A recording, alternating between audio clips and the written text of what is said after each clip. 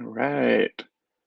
Hey, everybody. I'm Jason from BackerKit here with our weekly crowdfunding Q&A live stream. I'm going to give people a few minutes to join us to see who's going to show up here in the next few minutes, and then we'll get started. In the meantime, if you are watching already, feel free to drop something in the comments. If you're working on a project, you want to share a link, if you want to tell us where you're from, totally cool. Let us know. Just a quick thing to know, I'm using a new streaming software, so I will only be able to relay comments to people watching via YouTube and our main Facebook page. Otherwise, you might not see the comments that I drop in. So you can go to one of those platforms if you're not there already. But other than that, we'll just give probably about 2 minutes for people to roll in. So if you have questions too, feel free to start throwing those in the comments, and we will get started once we have a few questions. Boom, boom, boom. There are actually no rules for the questions too. Anything about crowdfunding, your specific project, and if there's only a few folks joining us this week, then we can just talk shop about your project specifically and help get you on the right path. Give them about 1 more minute and see some people coming in.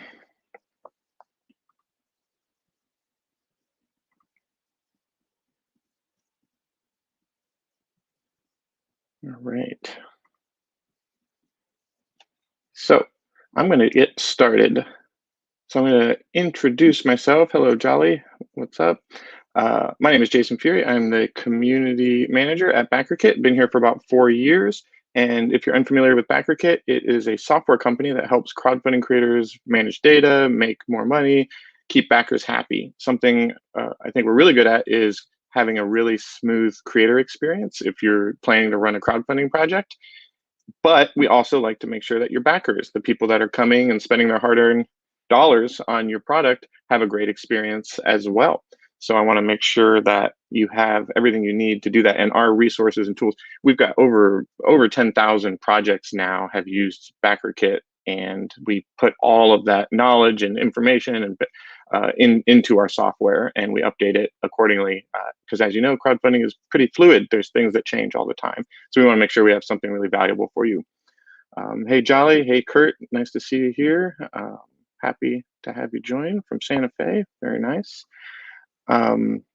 Just a few things about myself. I am an entrepreneur. I run stuff on the side. I'm really into like movies and TV and stuff. And I've run 2 crowdfunding projects, 2 successful ones. And I will share those in the comments here if you are on either our YouTube channel or our BackerKit Facebook page. One of them was a zine project I worked on with my brother. Another one was a tabletop board game that I worked on with a friend and collaborator that's in the manufacturing process right now. So I'm still learning how that all functions and works. And it's been quite an experience, but we're getting there. And lastly, BackerKit has stuff for folks at all stages. So whether you're just thinking about crowdfunding or actively running a project or already funded, we have things that we can help you with. So before you launch, we can help you with resources like this and something called BackerKit Launch. And that is a way to harness your email list that you're building. If you're doing best practices, you've built an email list. We have our marketing services, which is basically ads. So during a campaign, we can add fuel to the fire. And then after, we have our pledge manager, which is a pretty important resource when you send your surveys to your backers after you're funded. This is the best way to organize all the data, to communicate with your backers, and to make sure everybody gets the right thing at the right time. So I will just not deep dive those products right now. If you have specific questions about them, I am happy to send them your way. Otherwise, you can just head to backerkit.com at your leisure and check it out and see what we do. So without further ado, I think we can get started. So looks like we only have a couple people in here right now. So if you have any questions, I think right now, definitely between Jolly and Kurt, we can just dive in. And all you have to do is throw it in the comment on the platform that you're on, and I will get it, and we will go from there and start answering questions. Other than that, you can join us and connect with us in a few different ways, which I'll also throw in the chat. One of them is going to be just by visiting backerkit.com.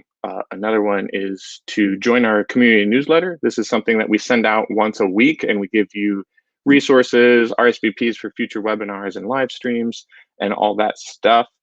The second is our Facebook tabletop group. So if you are making a tabletop board game or tabletop game RPG, you should join this group and we can build community there and talk. And I'm in there every day. So if you have specific questions about running a tabletop project, I'm happy to answer them. And we have a lot of great creators in there too. Some of them have live projects now. Some of them are launching soon. Some of them have launched already and been funded or learning and trying on their path to get funded. So join that group and we can continue the conversation.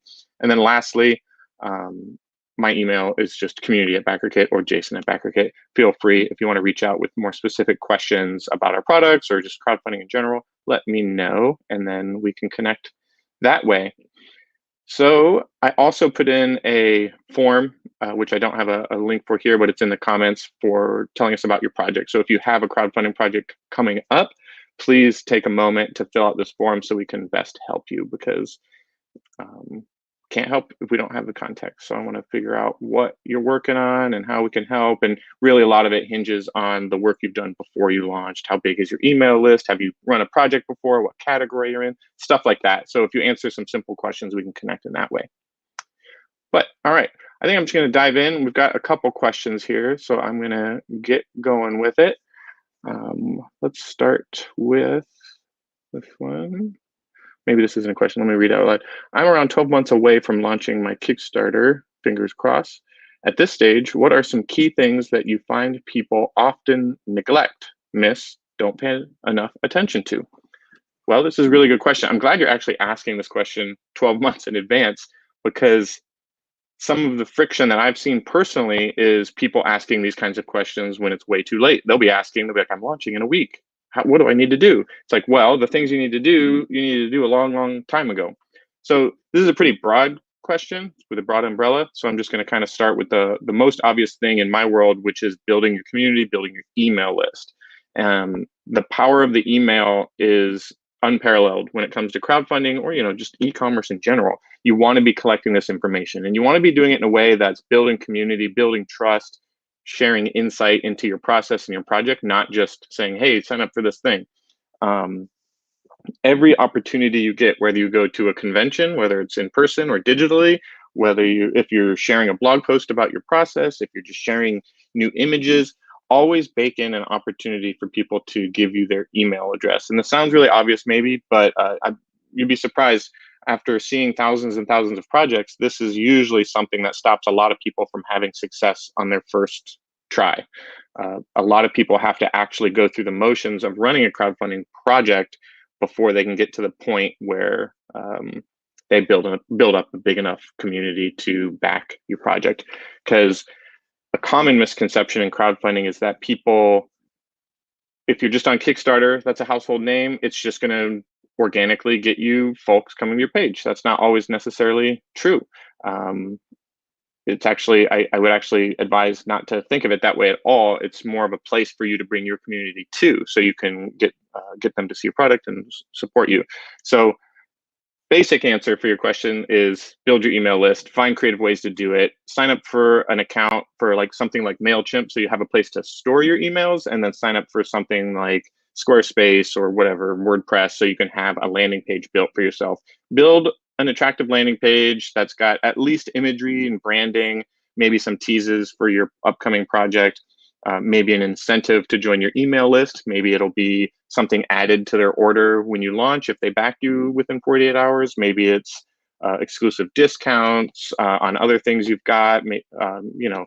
It's up to the creator to identify that, but try and make it a mutually beneficial thing for people, not just not just stay in touch. Sometimes that works, and if so, that's great. But other times you want to get a little bit more incentivized. But don't stray too far away from your core project, because if you're incentivizing people with things like free stickers or free pins, they're going to probably be signing up for the wrong reasons. So you want to make sure that whatever it is directly tied to your project. So tabletop is an example, since I'm assuming that's what you're doing. I would say if you sign up for our email list, be the first to know about our Kickstarter launch and get a free token that will be used in the game that you'll support. So the thing they get has value if they support you. So you can then use that token in the game. And it doesn't it's not required to play the game, but it's something that's nice that identifies that they were an early adopter and one of your like first fans. And backers really like any opportunity to kind of humble brag a little bit about like being a part of the process or helping at an early stage, especially when projects blow up and there's like, I was there from the beginning, I saw it all. I think that's something to keep in mind. But yeah, that's a great question. So maybe I'll revisit this if we don't get a lot more questions, since there's not a lot of folks in this Q&A session. I'm happy to revisit that and we can get more granular. Or if you want to ask a more specific question about that, if you already know about the email importance, like I'm happy to deep dive that one with you because it's pretty big. Also, actually, just a few more bullet points of things people sometimes neglect or miss is budgeting. Make sure that you, depending on your region, that you're factoring in where you are, what kind of tax hit you're going to take, shipping, stuff like that. A lot of people don't do that napkin math, or even like, you can be very specific and try and get really close, or you can just get an estimate. A lot of people don't get those estimates, and then later it comes and catches up with them once they get funded, and they didn't create a big enough funding goal to cover all these costs, or they, tax took out too big of a chunk, and now they're like, wait a minute, and there's like zero profit margin at that point. So just be like really mindful of how you're doing that and keep track of everything, like all your marketing efforts, all of your prototyping efforts. If you go to conventions, keep track of all of that stuff in a single space. So come tax time, you can organize it and talk to your tax collector, or if you're doing it yourself, so you can write off as much as you possibly can, especially the year that you actually raise money on Kickstarter. You want to be really specific about that. But yeah, that's just one other thing that came to mind. And the budgeting comes into play with all the things you're using. Like selfishly, I can say like pledge management, which is something that BackerKit does. A lot of people might not budget for that up front. And then once they realize they need it, like, oh, I have like 500 backers. I need something to organize and make sure all my backers remain happy and they want to use BackerKit, but they didn't budget for it. So put in the budget for those things. It's better to overshoot than undershoot because, nobody wants to waste money or lose money or have a bad experience. You want to celebrate once you get funded. All right, I'm going to move to the next question. If you're just joining us, I see a few new people here. Feel free to just throw a question, anything in the comments. Happy to answer them. We've got another one here from Kurt. I am mid-project on writing a graphic novel, securing copyright for a story and characters. Then I want to do a Kickstarter to fund the design and illustrations of the book. Do you help with printing? So BackerKit is a software company that, like I mentioned before, we do our BackerKit launch email service, then we do our ad service, and then we do a pledge management service. But we do not do actual physical printing. So that's you're gonna have to like look elsewhere for that, unfortunately. We don't actually house products or ship out products for customers. We're the tool that they use to organize all that data and sync with the third parties, or figure out their DIY solution so that they can do it themselves at home with maybe a Dymo printer and pizza and a movie, depending on how big your project is. But yeah, we don't actually house stuff or do printing. But I am interested to learn more about your graphic novel project. I will say, right now is a really good time to be publishing graphic novels, comic books on Kickstarter. It's actually kind of a nice golden age going on right now. I'm personally very invested in comic books and graphic novels. I worked at comic book shop for years. I still, get comics every week. I have a lot of friends I'm an artist on the side as well. So I'm very tapped into the comic book world there. So if you have any questions about how you want that to go, let me know and I can maybe help you, because every category's got a little bit different strategies. There's a lot of consistent things across the board, like building a community email list, stuff like that. But then there's some micro strategies and expectation setting depending on your category. But graphic novels are doing very well. If you build up your community and share it on the platform, I think you'll have a good experience if you do it right. Let me finish, make sure I cover this completely. Securing copyright, I'd be interesting to hear about your copyright. Yeah, very cool.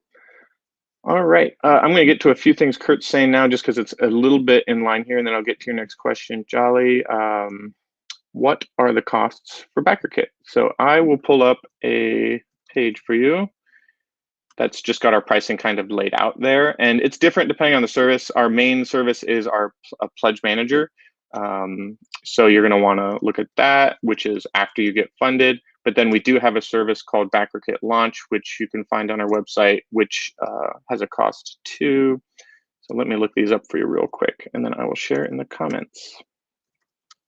But yeah, appreciate the question. Here we go. So here's our pricing page. And this is where you can go to check it out. And it's you'll plug in the raised amount once you get funded and the number of backers that you've got, and then you can get an estimate of what that will cost. But basically, there's that campaign fee once you know, and then there's a transaction fee of 3.5%. So it's all a percentage base as far as the transaction fee. Something worth noting too is a transaction fee, like everything. It's just our tools help you raise money. It says on here for funding after campaign with add-ons, pre-orders, and more, like shipping. And the transaction fee applies to those funds, much like the Kickstarter transaction fee, which is, I believe, 5% right now. But yeah, if you have more specific questions about that as you get closer, that's just a tool you can use to project when you're budgeting if you want to do that. And then you say, oh, and then just to go back to this BackerKit Launch, let me explain what that is really quick before I'm assuming people know what it is, but you probably don't because it's newer. So BackerKit Launch is a way for you to harness the power of your email list. So let's say you build an email list of 1,000 people before you launch, and I'm just, that's a made up number. You don't have to do that. But once you have that list, you want to get the most out of it. So we have a series of templates and a cadence for how you should send out your messaging close to your launch window so that you can get the most backers out of that list as possible. Your number one source of backers will most likely be the list that you generate before you run your project. So if you're building hype, writing articles, going to events, and sharing your project and collecting those emails, those are the folks you want to nurture the most. And those are the folks that are most likely to back your project. Put friends and family on there, coworkers, all kinds of stuff. Get that list as juiced up as you possibly can. And then you'll have a lot more success with Kickstarter. It sounds maybe a little daunting at first, but get one email here, one email there. It will add up, especially if you're 6 to 12 months out. It's not too late. Some people feel like it's always too late to start building that list, but I would just absolutely start putting that as a best practice in immediately, like starting tomorrow. And you don't have to have a finished product to build an email list. It can be thematic. Just say, I'm creating a comic book, and this is kind of what it's about. And here's a sneak peek. And even if it's just one image or a description of what the comic is, you can totally start building an email list off of that, because some people will just be happy to join your list and just get updates in that way. So keep that in mind. And then back to BackerKit Launch. Once you use that tool, you kind of send something out before you launch, the day you launch, a little bit after you launch, near when your project's over. And that is a $99 fee per project. So if you run your comic project and you want to use that tool, it's just 99 bucks. And in my experience, it pays for itself. I used it on my last project and it gave me a lot of great insights. Something it does that's pretty great outside of what MailChimp does is we can actually track the conversions on that list. So if you have 100 people in there and then you run your whole campaign, we can tell you who, or we can tell you how many of those people like converted and then who converted. So you can have that data and identify that because that's something you wouldn't get through something like MailChimp. Think of it kind of like MailChimp, but for crowdfunding. So it's just a way for you to harness the power of your email list and get important insights that will help you do better next time, because it's all about scaling. You do one comic, I'm assuming you'll probably do another one down the line. And typically the big projects you see in headlines like made $1 million and stuff like that, it's rarely anybody's first project. They went through a few projects to get to that point. So yeah, keep that in mind. Let me know if you have any more questions around that. And then you just comment, cool, I need your fandom and expertise, contact.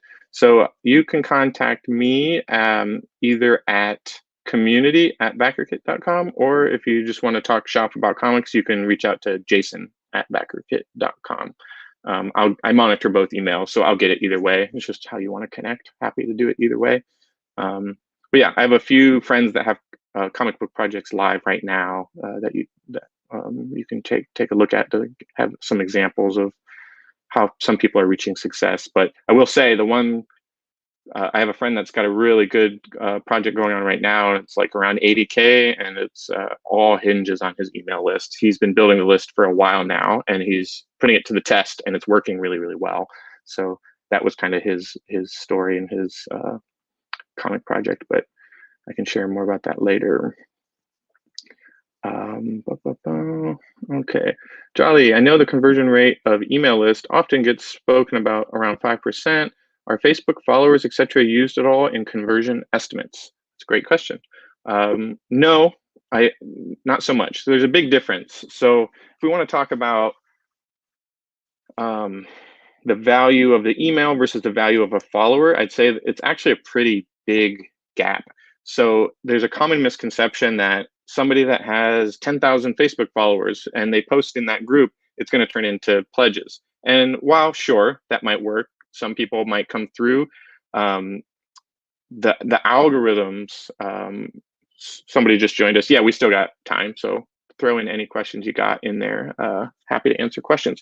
So the algorithms and all that kind of stuff when it comes to social media, sometimes if you're not paying for boosts and posts, or if you don't have a specific group in Facebook or a specific page, or it's just really hard to get through. There's a lot of filters to get your information to the right people. Nothing beats a good old-fashioned email, because they have to at least scroll by it, right? You can't really avoid an email unless it goes to spam, of course, but getting somebody's email is going to be the most valuable thing you do. To answer your question, no, the Facebook followers aren't factored into that conversion estimate. And then something I mentioned last week was that your email list, the bigger it gets, maybe the more diluted it gets, because think about it, your first adopters are people really, really excited about your project. Maybe it's friends and family, coworkers, people that you met at a convention, people that you're hanging out with. Like those are like kind of tried and true folks, and they're probably going to be there. So if you have an email list of 100 people, your conversion rate could easily be 30%. Like you could have a high conversion rate if you have a lot of control over who's on that list, and they're people that you've met and encountered and maybe play tested your game or your product. But as it gets bigger and bigger and bigger, yeah, your 5% is pretty accurate. That's assuming maybe a few hundred or 1,000, maybe like 500 to 1,000. It's really hard to give exact numbers when it comes to that, because everybody's different. I've seen some email lists do way better than other email lists. I've seen lists I thought wouldn't do well do really, really well. The North Star with email lists always has to be, it's all about the concentration of the list, not the quantity of the list, because there's going to be companies out there saying like, I can sell you my list for this much money. But at the end of the day, who are those people? They don't know who you are or what your project is. If that's not accompanied by some kind of messaging around your product, like I would rather pay somebody to like show them my landing page than actually show them the Kickstarter, because I want to collect that email instead of just get those impressions. Impressions are great, whatever, but if they're not actually converting, it's not really worth it. But yeah, I like this question. A lot of times we have people saying, oh, I don't have any emails, but I have all these followers on social media. I think I'm going to do fine. And 9 out of 10 times that's not the case, because they don't really have that genuine like connection with them. It's just, think about the process of signing up for an email. You have to look at a landing page or interact with you in some way, type in your information, hit enter, confirm it later, but you're like in. But with Facebook, I like stuff all the time. I'm just like boom, boom, boom. I'm following pages that I'll never follow, doing stuff like that. Like, oh, that game looks cool, I'll follow it, but I don't like keep up with it all the time. So I don't know. Maybe that's just me, but I think that's kind of typical. But yeah, I think that's a great thing to point out, though. So I appreciate that question. Let's see. Yep. So if your email list is smaller and you have a lot of control, it is more likely that conversion will be higher as opposed to mass marketing style email lists. Yeah, that's correct. So yeah, if you're doing this for a long time and you've got like 15,000 people, and then yeah, it's going to be a smaller conversion rate, but you might make more money because there's more people. But yeah, don't be disenchanted. Like if you have a reasonable funding goal, like you have to balance your email list with your funding goal, honestly, and your base price of your product. Like if you have a $12 card game and your funding goal is $1,000, you might get away with launching with 100 people on your email list. That might be reasonable because you can have 30 days to try and get press releases made and shoot it out on social media, but also harness your email list. Like, it might be doable. So I wouldn't discourage you from launching that project. But if you have like a $50,000 goal and like a few hundred emails, I might be a little more nervous about that because you don't have the insurance, which is emails pretty much, that you can get that funded within a few days on your own without all these external forces that are kind of sometimes risky. And they're unpredictable because you don't have control over it. So yeah, I think you got the right idea, Jolly. So happy to answer more questions about email if you have them. I think you have a pretty good hold on it. The hard part is figuring out ways for you specifically to get those emails so you can just get the biggest number you can. And one more thing to note about emails is this isn't going to be like great advice. Like, this isn't like fun advice, but a lot of people have to go through the motions of running a project. I know we all want to get funded immediately, but a lot of times if you don't get funded your first time, you have to, you won't get the emails of the people that pledged either. So you have to use your update section in Kickstarter to point people towards your landing page saying, hey, we're going to do it next time. Be sure you're on the email list. Maybe bring a few friends along, or here's some resources so you can like share it out because we want to like dust off and try again. I see people every day not funding, and then there's a division line between people that say, oh, crowdfunding is not for me because I didn't get funded the first time, versus people that say, you know what, I just learned a lot about my community, about how crowdfunding works, about what I should be doing as a creator. I'm going to try it again in a few months and see if I can do better. And those people almost, I mean, I don't have a stat for that, but I could think of like 5 or 6 people just off the top of my head that did it that way, and they got funded their second time because they changed their expectation a little bit. Some people changed their funding goals. Some people kind of pivoted and maybe made something a little bit smaller scale, like maybe just a card game first and then a big miniatures game second. They had to kind of build their momentum. My point is, sometimes going through the motions of running a crowdfunding campaign is how you build that momentum. I have a few friends actually that, this is in graphic novels, they ran maybe 2 graphic novel projects that were not funded, but they did pretty well. They were close. They were like maybe 60, 70%. They couldn't quite get it, but then they just kept at it, refined the cover art, and like figured out how to knock their price down a little bit with their printer, and then they relaunched, and then they would get funded. So it's really, I would really view every time you launch a project as a learning opportunity. It's priceless. It's like going to college for free. You just get to learn all this stuff and become like super powered. And even if you're learning about what not to do the whole time, that's perfectly fine. That's totally normal. So that would be a great learning experience. Here we go. So I have a Facebook user here. I can't identify the name. I think you might be in our Facebook group. You have to like okay it with StreamYard, unfortunately. So if you want to throw your name in the comments, that's fine. If not, I'll just answer your question still. So today was a massive learning experience. I launched 12 hours ago. Congratulations. And everything is a whirlwind. I wanted to ask, how can I track how many people have shared the Kickstarter page? So I don't have a direct answer for that. I'm not 100% sure how to do that other than manually doing it, like if they tag you, like on Facebook, for example. But I'm not sure how to track how many people are actually sharing your Kickstarter page. I do know in your dashboard, once you're a live project, you can check your referral tags, like where are people coming from. So you can go in your back end and look in Kickstarter, and it'll tell you like this many people are coming from Kickstarter, this many people are coming from Facebook. But sometimes there's like a direct field where it's like might be a little nebulous who's who. But yeah, I'll get back to you if I learn anything. I've never done that. I've ran 2 projects, and I was never able to like track how many people share your Kickstarter page like live action. But it depends. There are some strategies you can own this information a little bit. So if you're just looking for people that organically came across your page and shared it, I don't think there's any way to do that.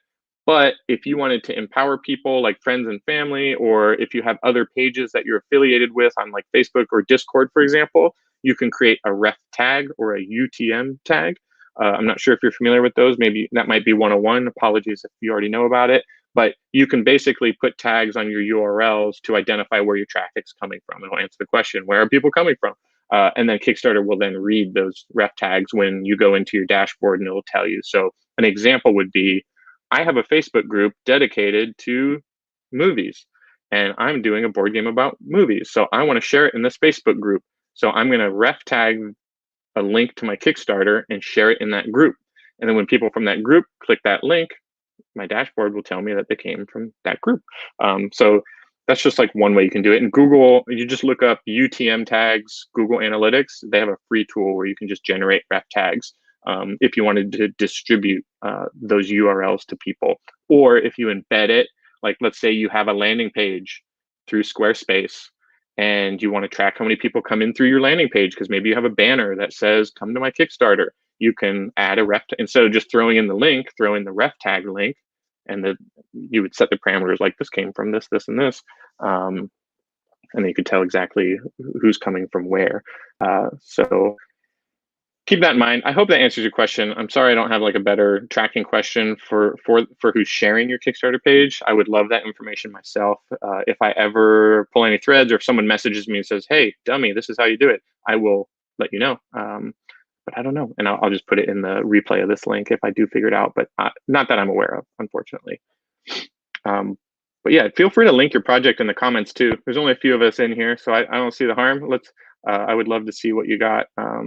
And then maybe I can have a little more context for how, or fill out the form that I shared earlier. I can share that link again too. And then I can learn about your project a little bit and we can go from there. So yeah, this is my spam. I'm gonna throw this in the comments one more time and blah, blah, blah. Okay. Yep, so yeah, we already answered that one. Facebook user might be the same person. Let's see, I have a few backers asking if I can have a Spanish version of the game. Is this something that comes up a lot? I can't see a way around it unless 500 plus people want it. Yeah, this is a great question. You make games that are accessible to a lot of people. I know like we get requests for like German a lot because they're really big into tabletop, and Spanish comes up quite a bit. As a creator, if this is your first time project, like it's okay to just do a version that's like just the region you're targeting. Like if you're in the US and you're targeting, or US or Europe, Canada, English speaking regions, it's just fine to run a project, your first project. Like don't overwhelm yourself, because you're correct. I don't think it's not gonna be worth your while to custom create one or two copies of your game, even though it's tempting because someone will be an immediate purchase and be like, I'll buy your game right now if you tell me there's a Spanish version. So as a human, you want to be like, yes, there's a Spanish version, even though there's not. So just keep that in mind. It's not realistic for you to create a few of those. Like you're gonna have to create quite a bit of those. I have seen some people do some workarounds, if depending on the complexity of the game, where they'll do like a mobile app or have a website with a PDF of instructions how to play. If there isn't a lot of English on the board or on the cards itself, you could deliver a PDF that has Spanish rules if your game is more graphic. But because then it's PDF, you don't have to spend anything. You just can ship it, distribute it digitally. But yeah, as far as printing an entire game in an entirely different language, that's not something that I can recommend, because that's just like doubling your game, doubling your game potentially. And I think it would behoove you to just make more of the game that's selling the most in that region that you're targeting at first. So you're on the right track. You understand that you can't see a way around it unless 500 plus want it. So keep track. So maybe have a spreadsheet of people that said they wanted it in specific languages. Once it gets to a certain number that's achievable, then you can be like, you know what? Due to popular demand, we're going to do this thing. But if you don't have the expendable income or the extra funds to do that, I just don't see there being a reasonable workaround for that, unfortunately. So yeah, that's a great question though, because that does come up from time to time. Let's see, Jolly. For sure, that's the key. Sorry, this is from old. I just like putting this stuff up. I like to stress around giving someone incentive for signing up for email, especially when it ties to the Kickstarter. Yeah. Always keep your incentives tied to your theme, to your core product, and bonus points if it's something like functional and cool. Like I'll give you an example. For my board game, I did a board game about movie culture in the 80s and 90s, renting movies. So I did a Be Kind Rewind enamel pin that you would get free if you were on my email list and you backed within 48 hours. So a tool like BackerKit can let you segment, and you can probably do this in Kickstarter too, but I did it in BackerKit because I used them. You can segment all your backers by when they backed you. So I could just easily pull a list that said who backed me in the first 48 hours. And then I got that list. And then when it goes time to fulfill my orders, I throw in the pin on everybody that backed me in the first 48 hours. And they're super happy. And I did get people like during the campaign saying like, I think I backed like 49 hours. Was I close? Was I close? And I would just look that information up and be like, yep, you made it. So I'm going to throw it in your order. Something I will say just to add to that comment is you don't want to do anything that's going to create too much FOMO, fear of missing out, because you don't want to ever put fear into your Kickstarter project or your backers. You don't want them to be really bummed out right away. Like say, oh, I didn't even know about that. I wish I would have known about that. So find a way. A workaround that I'm going to do personally is I'm going to give you a free pin within the first 48 hours if you're on my email list and you back. That's just going to happen. You're going to get that for free. But if you came late or you missed it, once I send you my survey after I'm funded, you can buy the pin for $5. So you can still, if you really, really want the pin, you can still get it, but you have to pay for it a little bit, just something, because you don't want to reverse it and be like, well, you know what? It's just going to be free for everybody, because then you're going to alienate those original early adopters and they're going to be like, but I did it early because you said I would get this thing. You don't want to alienate them. So make it like put a low cost on it, even if it's a few bucks, that's fine, because those early adopters assume like, oh, I got that for free because I did my thing. And then the latecomers can be like, well, I'm just going to pay more attention next time they launch because they do early incentives and I want to be a part of it. So, but they can still purchase it if they want to through your BackerKit survey. So keep that in mind. And then the things that I've seen be really successful are like what I mentioned before, tokens or miniatures, which may be big cost for a lot of people. Something tactile that can actually be used in your game. I didn't do this as an early incentive, but I did it as a stretch goal. We also, my game, you have to rent movies and return them to a video store. You have to like rent it, watch it, then return it. So a thing I had was a little return box that had a little return slot in it. So you put that near the board, and when you return movies, you can actually put it in the slot. You don't need it to play the game, but it's cool, and it might get you got me like 12 extra bucks per 100 for like 100 backers. So to me, it was well worth the effort to think of those cool things. So if you get an idea late, like, oh, this should have been an early incentive, you can always use it as a stretch goal later if you do reach your funding goal and you want to offer your community some more things. So keep a list of those. Keep track of them.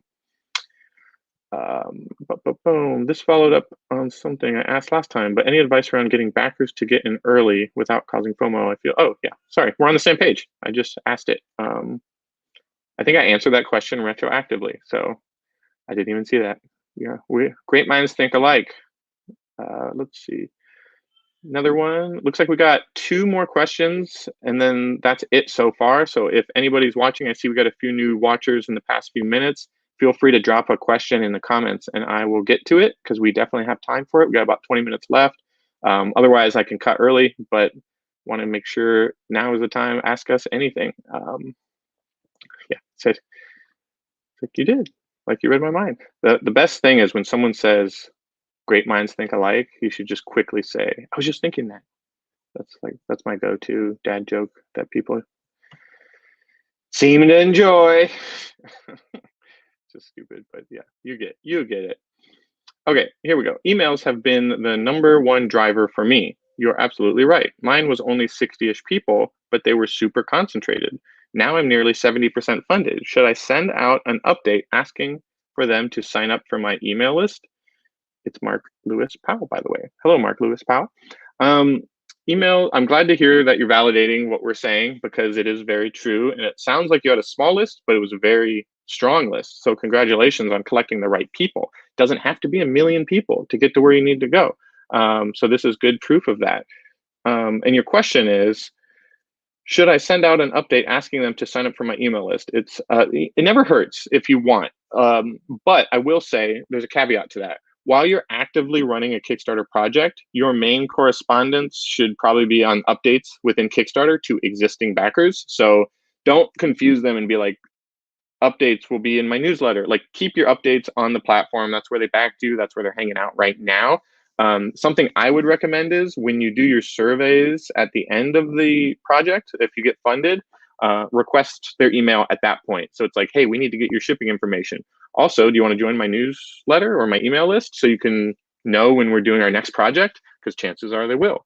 So really strategically, you're going to want to do that once the campaign is over, not like in the middle of it, because the point of your email list is to capture people that will support you, and you've done that with these folks already. So I don't see the need to do that in the moment, but make sure you bookend the campaign with an opportunity for them to do that.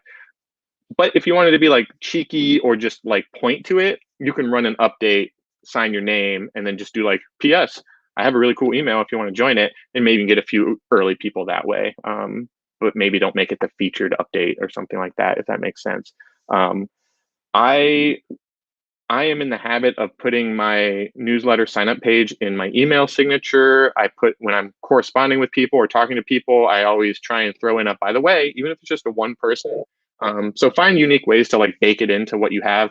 The top of your website, put up a banner. The bottom of your website, you should have a footer that's joining your email. You just have it everywhere, like not like aggressively so, but maybe. I also have a pop-up on my website. So if you like go to my website, the first thing they'll see is like, hey, this is what you'll get if you join our email list. So be sure to like bake that in as many spots as you can. Because I think that's pretty important. So yeah, hope that makes sense. Oh, yes, that makes sense. Okay, that's great. I'm glad. Sometimes this one-way stuff gets me. Okay, I think, here we go. What would you recommend as a strategy for marketing and building your list? Cons and local game stores, question mark. I'm UK based, but want to reach US customers too. So that's good. Yeah, there's just a whole range of ways you can do this. The number one thing I would recommend is to first kind of do an audit of what you have already. Like, do you have a website already? Do you have social media page or a group already? Are you on a Discord channel already? Figure out what you're doing already and ask yourself, is it easy and clear for all of these people to sign up for my email? Do they understand that I even have a newsletter? So I mentioned just a few moments ago, like the banners, the bottom footers of all your pages, the pop-ups, like make sure all that stuff's kind of embedded, your about section on whatever profiles you have, like on Instagram and different social media. Make sure it's just kind of baked into all of those things first, because those are places you are all the time and you're engaging with them and you're building audience members there. And then cons and local game stores, absolutely. I brought flyers to a couple of comic book shops that I knew sold movie merchandise. I brought it to some local movie theaters. I brought it to some. I did a small print run of just like little flyers. I don't know if it converted because I didn't track a ref tag or anything. I just kind of did it for promotional reasons. So I can't tell you if it worked a ton, but I did get like a decent amount of people. I didn't know where they came from, so it could have been there. Conventions, absolutely. I actually built most of my email list at conventions. So I can't recommend that everybody goes to physical conventions right now because of the state of the world. But depending on your comfort level and depending on what's going on in your region, I would highly recommend conventions. Also look for digital conventions. That a lot of digital conventions these days have kind of space to network, like join our Discord channel or go to this Facebook group and you can share your information in there. Oh yeah, there you go. Mark, he's in. So yeah, be sure to do that. But yeah, I can't recommend cons enough, theoretically. But depending on your region, it might be closed down or you might not be comfortable. I got a 1-year-old, for example, so I'm not super comfortable jumping into conventions right now. But you know, I'm going to leave that decision up to you. And then game stores, if you got them locally, just align with them. If they have game nights or if they just sell stuff, and maybe give them a little incentive to do it. Like, I don't know if you do retailer tiers or anything like that. You don't have to have them publicly on Kickstarter, but retailers typically expect free shipping and 50% off MSRP to sell your game. Some people do it like, if you sell a game, we'll give you like I forget what that's called, I'm having a mind blank, but do that. And then other ways to build your list is I try and do content marketing for me personally. So like I mentioned before, I'm really into the movies and stuff like that. So I'll write a movie review and then I'll try and incentivize people at the bottom of the movie review, or I'll do a 1 minute movie review, or I'll do a top 10 list of Netflix original movies or TV shows. And I'll always try and like bake in my newsletter into those pieces of content. So it might be a worthwhile experiment to do some content marketing if you haven't already. And that doesn't always have to be some grand, deeply researched thing or a full review. It could just be, hey, I'm going to make a blog on my website. Like maybe your website's just a landing page now, but maybe add a tab that's for your blog, and then you can do process uploads. Like maybe it's a video on YouTube, or maybe it's just a quick recap with bullet points of like where you're at in the process. Like here's a picture of my prototype. And then kind of write about your experience a little bit. You don't even have to be a great writer, just kind of do it casually. And then at the bottom, be like, want to get these updates in your email? Join this list. So content marketing can be really powerful as well. And then the last thing I'll say about this is share other people's stuff too, because like if you just ask someone to share your stuff, they're probably not going to do it. But if you share their stuff, they might be like, oh, this person's like cool, they've shared my stuff, I'll share their stuff. So yeah, keep that kind of stuff in mind, because if you have some friends or people, like-minded creators that are doing something similar to you, if you reach out to them, maybe you can do a share, like a trade, like, hey, I'll point to your newsletter if you point to my newsletter, if you can see that there's a mutual benefit to doing that. That's just one idea. I don't know. That would take a little bit of thought. Sorry, I got a baby squeaking in the background here. Boom, boom, boom. All right, here's another question. Are there any optional add-ons that always do well? I will look into pins because I have some great ideas how to tie them into the theme really well, but is there anything else that should be considered? So optional add-ons, I can't say there's something that always does well. I would say something, I can confidently say something that always does well is something that isn't going to be a burden to you or add too much more to your plate than you already have because you're running a project.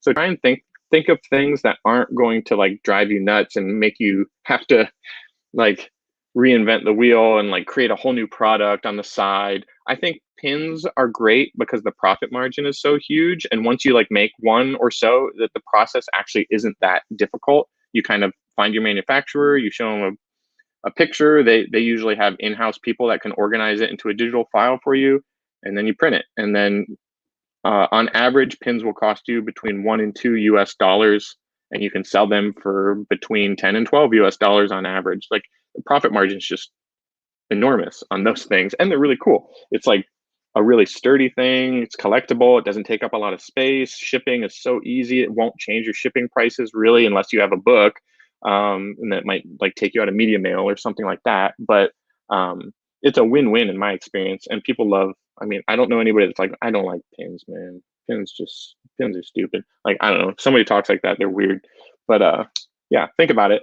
But yeah, optional add-ons should, I've said this earlier in the broadcast, they should always be tied to your core product, to your theme. Like don't go too far out. And I will say things that don't do well is just like swag, like t-shirts and mugs, and just like there are exceptions to that rule, but try not to think super like general about it, like tote bags and t-shirts and stuff.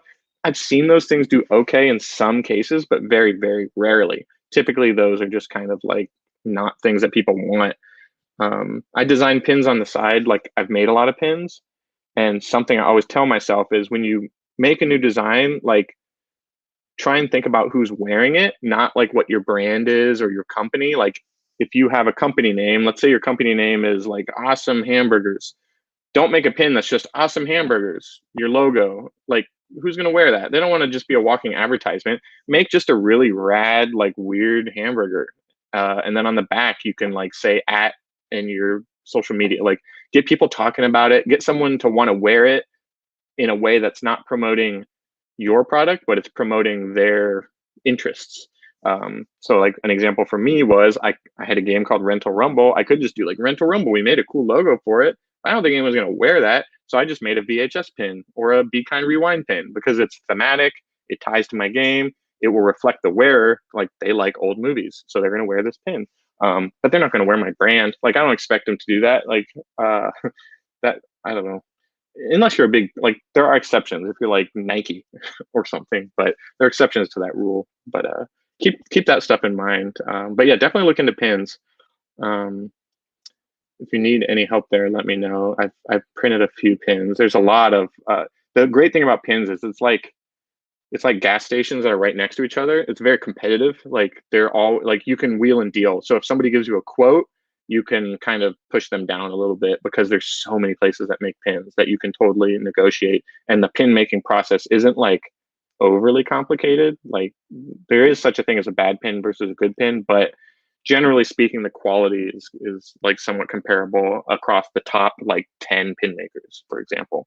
So you can wheel and deal a little bit with these things and knock down a few cents per pin, and it adds up. But yeah, I hope that helps. I'm just putting this here because it proves it's working.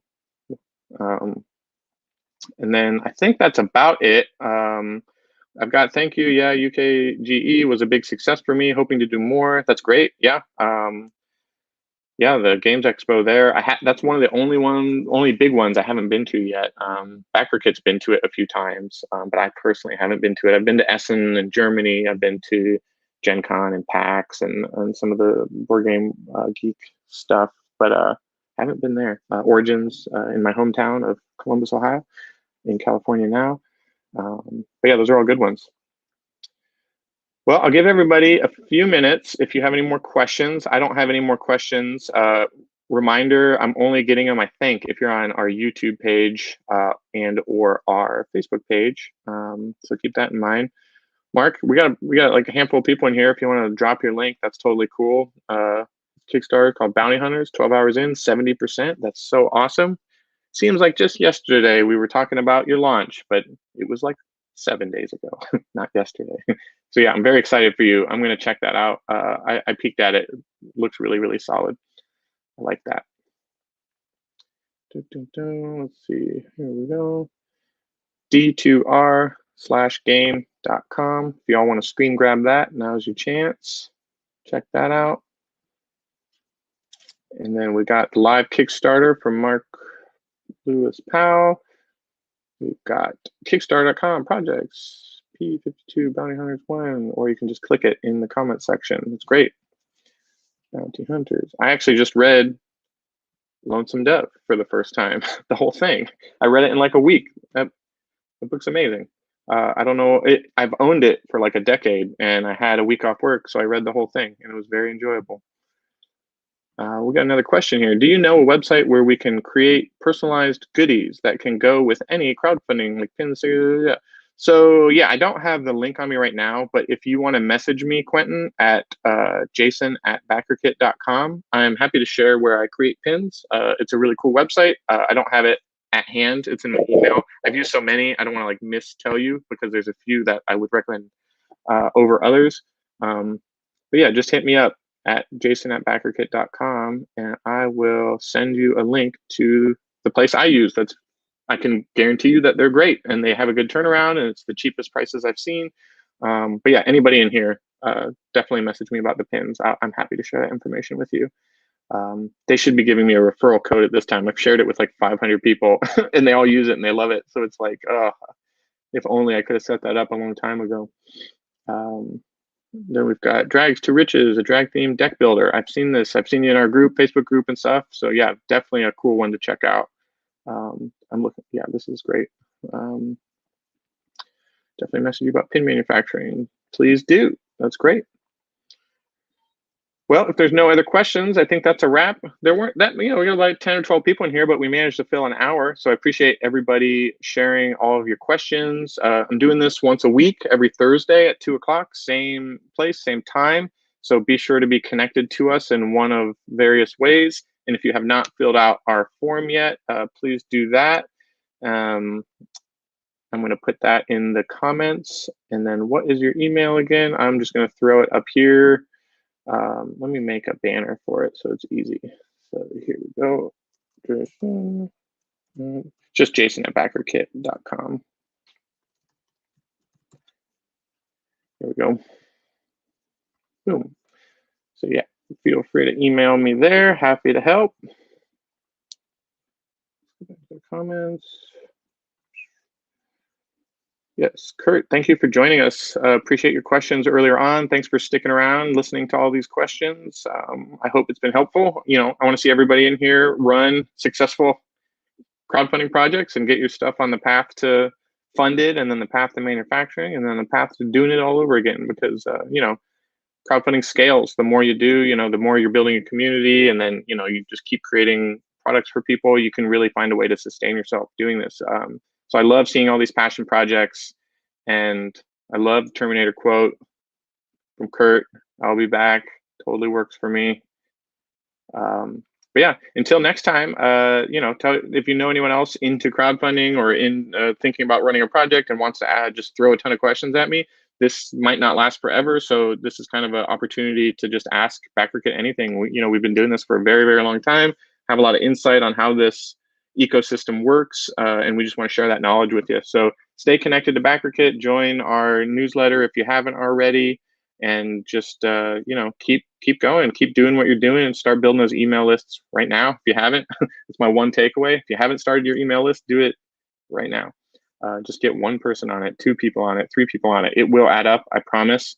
And then, you know, you just use what you got by the time you're ready to launch, and then you go from there. That's all you can do. But yeah, till next time, I appreciate it. I'm going to end the broadcast now, and we will see you next week. Peace.